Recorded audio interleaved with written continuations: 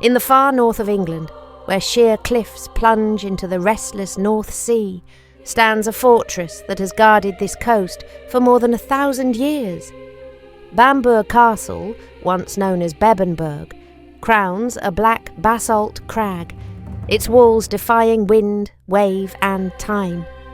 In the Last Kingdom, Bebbanburg is Uhtred's ancestral home, stolen from him as a boy, and the prize he spends much of his life fighting to reclaim. Scenes of storm-lashed battlements and desperate sieges bring this coastal stronghold vividly to life on screen. In reality, it was the heart of the early Anglo-Saxon kingdom of Bernicia. Long before the Normans, before the very idea of England, this headland was a Celtic stronghold. The Britons called it Din Gwari. In AD 547, King Ida of the Angles seized it and made it his royal seat. From here, the rulers of Bernicia controlled the coast, the sea lanes and the overland routes south toward Deira. One of Ida's successors, Athelfrith, gave the fortress to his queen Bebba, and from her it took the name Bebbanburg.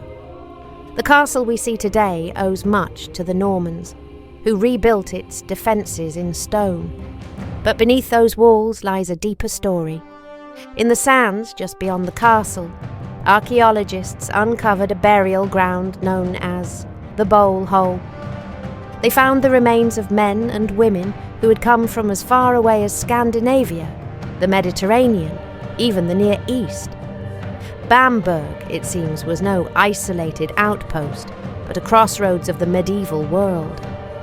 Picture the ships below these cliffs, merchants, envoys, perhaps spies, all watched over by the fortress above.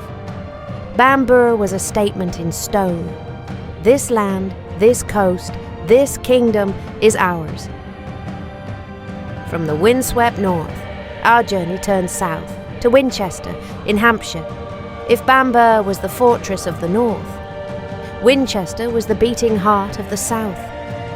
By the time Alfred the Great came to the throne in 871, Winchester had been the capital of Wessex for generations. In the Last Kingdom, Winchester is the centre of Alfred's court, a place of political intrigue, tense alliances and moments of both triumph and loss. Here we see royal councils, public proclamations, and the death of kings. From here, Alfred ruled in war and in peace, turning the tide against the Vikings and laying the foundations for a united England.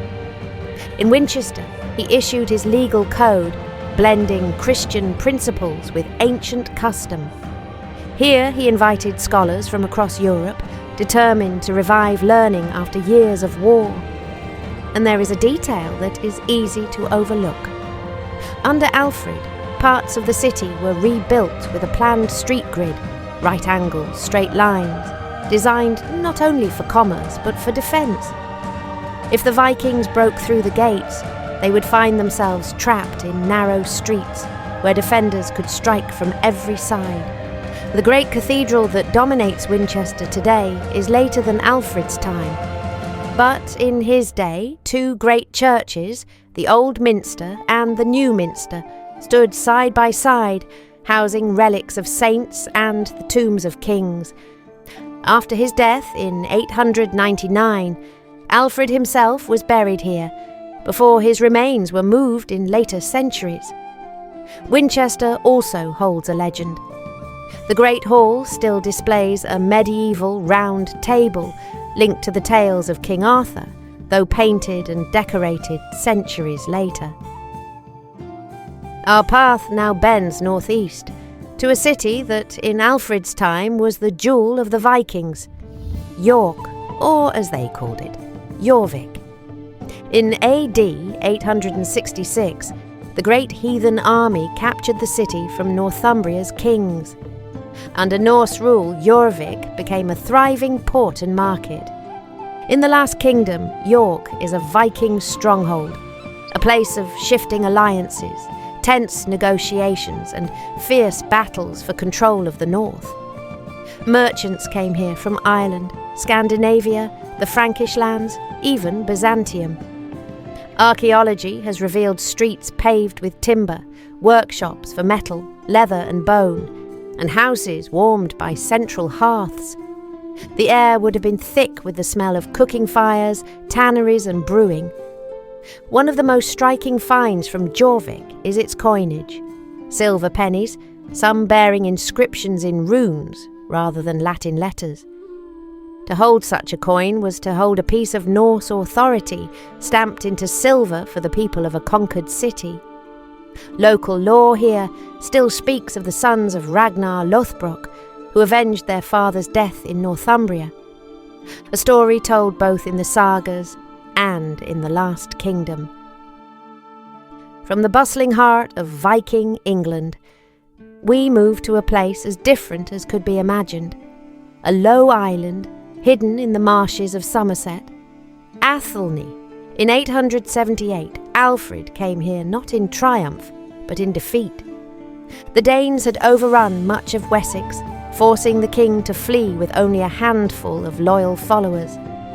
In the Last Kingdom, Athelney is a place of hardship and secrecy, where Alfred, sick and near despair, clings to hope and plans his return. Life here was harsh, food was scarce, winter cold seeped into every bone. Clothes had to be dried over the hearth, water fetched from reed-lined pools, and bread was often hard as stone. Yet from this lonely refuge, Alfred sent word to his loyal shires, summoning them to rise when the moment came. And it was here, according to legend, that Alfred, staying in a peasant woman's hut, disguised and unrecognised, let her bread burn because he was lost in thought over his kingdom's fate. The tale may be more myth than fact, but it has endured for over 1,000 years. 4 months later, Alfred emerged from Athelney, gathered his army at Egbert's Stone, and marched to victory at Eddington. And in that moment, just as in the series, the powerless fugitive became a king once more. Today, Athelney is quiet farmland, but a monument marks the spot where England's future once hung by a thread. And when winter fog rolls over the fields, you can still feel the isolation Alfred must have known here. From the marshes of Somerset, we move to the River Thames and London. In the 9th century, London was more than just a prize. It was the key to the wealth of the Thames Valley and a shield against attacks from the sea. The Vikings had taken it before and would take it again, but in 886, Alfred refortified the city, moving its centre from the old Saxon settlement of Londonwick to the Roman walls, the place we now think of as the City of London. In the Last Kingdom, London is often the stage where alliances are forged and broken, where envoys, kings and traitors meet, and where a single night can change the fate of a kingdom. To make Londonburg thrive, Alfred deliberately moved people from Londonwick into the fortified area, ensuring the new defences were filled with loyal citizens. From here, trade flourished under Alfred's network of fortified burghs, designed to resist sudden attack. Picture the harbour lined with wooden piers, mooring ships laden with wine from Francia, wax from the east, and furs from the far north. In the streets you'd meet craftsmen in linen tunics, women carrying baskets of fish and grain, and armed watchmen guarding the gates. London became both a commercial hub and a symbol. If it held, England could not easily be broken. Finally, our journey takes us to the edges, to the frontier towns of Corbridge and Chester. Corbridge, in Northumberland, had once been a Roman garrison town, guarding the road north to Hadrian's Wall. In the early medieval period, it remained a key crossing of the River Tyne, a place to watch the borderlands between Anglo-Saxon and Viking influence. Markets here offered a mix of goods, from local honey to Scandinavian iron tools. In the Last Kingdom, towns like these are often tense meeting grounds between enemies, places where truces are made and broken. Chester, in the northwest, sat on the River Dee. It too had Roman origins, and its massive stone walls still stood in Alfred's time. And here is the remarkable part. Chester's defences were never entirely abandoned. From the Romans to the Saxons to the Normans, generation after generation kept the walls intact, making it one of the longest, continually fortified cities in Britain.